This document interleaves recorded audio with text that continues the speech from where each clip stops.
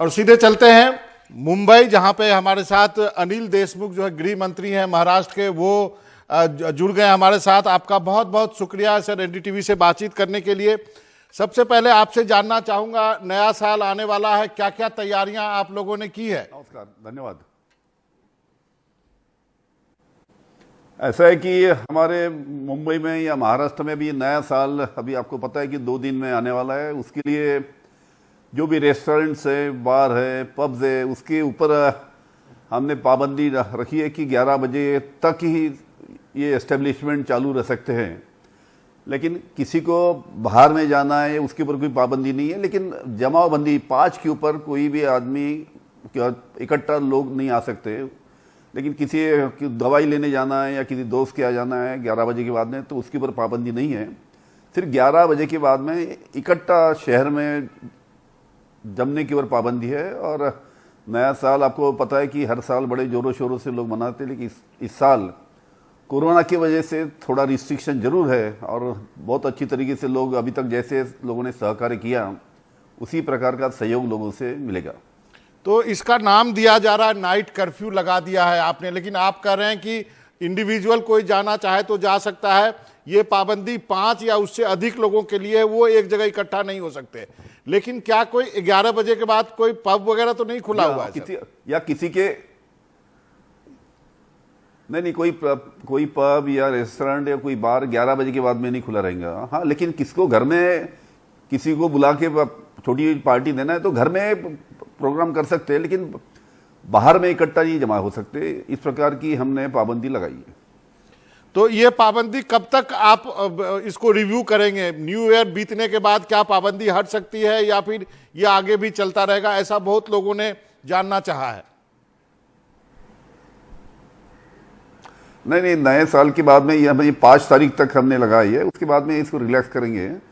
लेकिन आपको पता है कि अभी भी कोरोना का संकट मंडरा रहा है और ऐसे ही इसमें सभी ने प्रिकॉशन लेना बहुत जरूरी है। उसके लिए हमने पाबंदी लगाई है। अभी महाराष्ट्र में खास करके कोरोना बहुत ही अच्छी तरीके से कंट्रोल में है। संक्रमण काफ़ी हद तक कम हो चुका है, लेकिन संक्रमण आगे ना बढ़े उसके लिए इस प्रकार के प्रिकॉशन लेना बहुत जरूरी है। आप गृह मंत्री हैं, अब जब वैक्सीन आने की बात कही जा रही है तो प्रोटोकॉल है, फ्रंट लाइन वर्कर्स को दिए जाएंगे, आपके पुलिस कर्मियों को दिए जाएंगे, उसके लिए भी तैयारियां की है? कोई आपने टास्क फोर्स बनाने की बात हो रही थी? जी हाँ, जी अभी वैक्सीन लाने की बात चालू है। महाराष्ट्र में भी इसकी पूरा इंतजाम हमने किया है। फ्रंट लाइन की जो वर्कर्स है, जैसे डॉक्टर्स है, मेडिकल पैरामेडिकल स्टाफ है, नर्सेस है, इनको पहले फेज में उनको सबको कवर किया जाएगा। उसके बाद में जो फोर्थ फ्रंट रहते हैं, जहाँ पुलिस फोर्स है, इनको कवर किया जाएगा। बाद में 70 साल की उम्र विथ कोमॉर्बिडिटी, 60 साल, 50 साल, इस प्रकार का पूरा प्रोटोकॉल तैयार किया गया। उसी प्रोटोकॉल के हिसाब से वैक्सीनेशन का प्रोग्राम महाराष्ट्र में हम उसका इम्प्लीमेंटेशन करेंगे। सर, पिछले दिनों आपका एक बयान देख रहा था, वो सुशांत सिंह राजपूत के मामले में था। आपने सीबीआई से कुछ सवाल पूछे थे, क्या था आपके, क्या कहने का अर्थ क्या था सर? हाँ, नहीं है, आप सभी को पता है कि सुशांत सिंह राजपूत की जो मृत्यु हुई उसकी बहुत चर्चा हुई।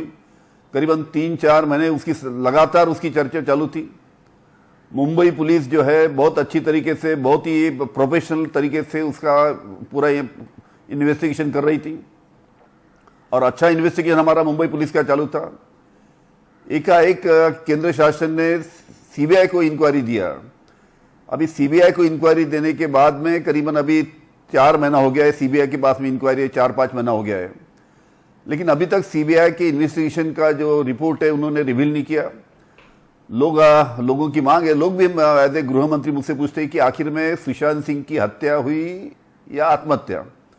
तो इसके बारे में जल्द से जल्द सीबीआई ने जो भी उसका इन्वेस्टिगेशन रिपोर्ट है उसमें उन्होंने रिवील करना चाहिए कि उसकी हत्या हुई, आत्महत्या हुई। और ये लोग जानना चाहते हैं कि एग्जैक्टली इन्वेस्टिगेशन का क्या हुआ करके। हमारी गुजारिश है सीबीआई से कि उन्होंने जल्द से जल्द उनका इन्वेस्टिगेशन का रिपोर्ट लोगों के सामने रखना चाहिए। एक और मामला जो चल रहा है टीआरपी स्कैम का, जिसको मुंबई पुलिस इन्वेस्टिगेट कर रही है। कहा जा रहा है बार्क के सीईओ को पैसा दिया गया, एक बहुत बड़े पत्रकार जिनका नाम आ रहा है, एक चैनल के मालिक हैं, उस बारे में क्या उनसे भी पूछताछ करेंगे? उस केस में क्या प्रगति है सर?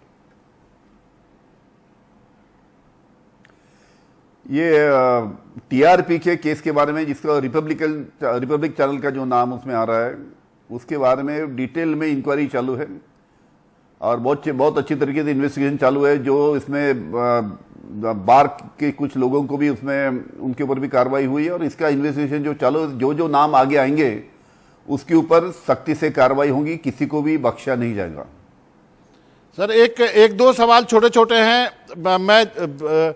आप केंद्र सरकार वर्सेस महाराष्ट्र सरकार का मामला लगातार चलता आ रहा है। अभी देखा हमने कि संजय राउत वर्सेस ईडी हो गया, एकनाथ खड़से जो बीजेपी से आपकी पार्टी में आए उनके खिलाफ भी ईडी हो गया। तो ये क्या चल रहा है सर महाराष्ट्र में?